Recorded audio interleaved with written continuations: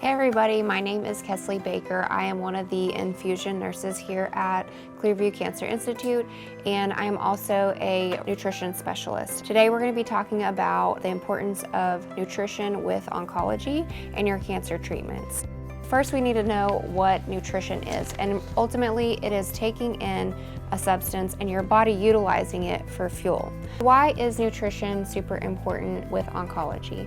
First is that it helps maintain the microbiome of our stomach. Our gut and our immunity is 70% in our gut. So it's super important that we maintain good nutrition to help fuel our body while we're getting treatments. Also, it helps in preventing nausea. Get asked a lot about not being able to eat, having nausea when you're coming in for treatment. If you have a little bit of something on your stomach before you start a treatment, it actually helps prevent with a lot of acid buildup from the treatment that you're receiving.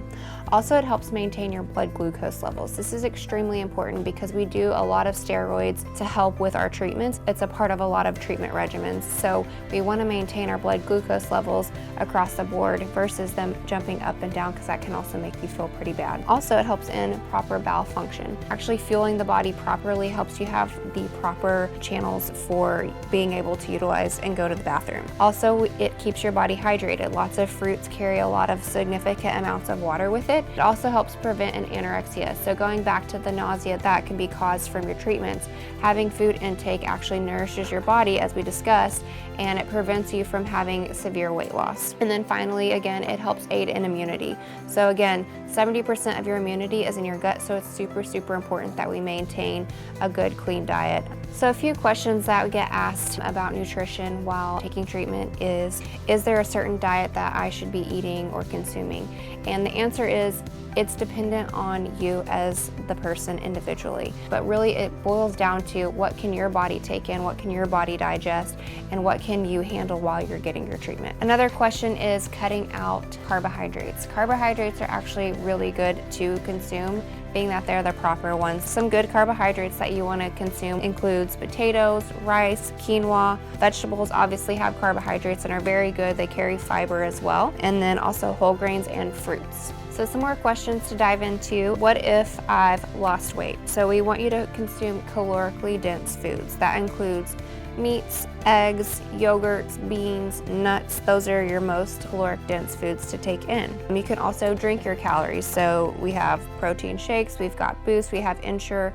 Those are all sources to take in a higher amount of calories to help gain weight and prevent loss of weight. What if I've had taste changes? You can season your foods differently, and then you just really ultimately have to find foods that taste right to you. Meats can taste a little bit weird, and one common theme that I've talked with patients about is the use of beans in replacement to get some of the protein sources. What if I've developed mouth sores? The biggest thing here is to avoid high citrus foods like oranges, grapefruits, tomatoes, and then consume something that's a little bit more bland. Noodles, mashed potatoes, cream of wheat, rice, oatmeal, those are a little bit more bland. Another question that we get asked is, what should I avoid? High saturated fats, super high processed items. A lot of foods that can last for a long time on the shelf carry a lot of different components to them. So we say the less ingredients in something, the better it is for you, and the better that your body's going to be able to digest it and utilize it and work with you versus against you.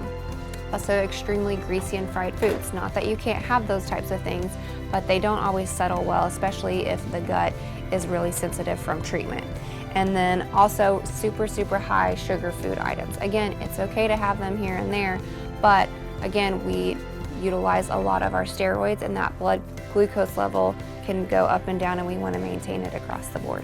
The other question is, when should I eat? Again, it's up to you and what works best for you. We do recommend that you eat before a treatment, because then you have something on your stomach to help line it, and it also helps prevent in the nausea. And then finally, staying hydrated. So water is extremely important. Water by itself is extremely important, but also having the proper electrolytes. Taking in the proper amount of electrolytes like your sodium, potassium, those types of things are super important to keep that water balance within the body. So staying hydrated is super important, and you always want to make sure that you're drinking at least 64 ounces a day.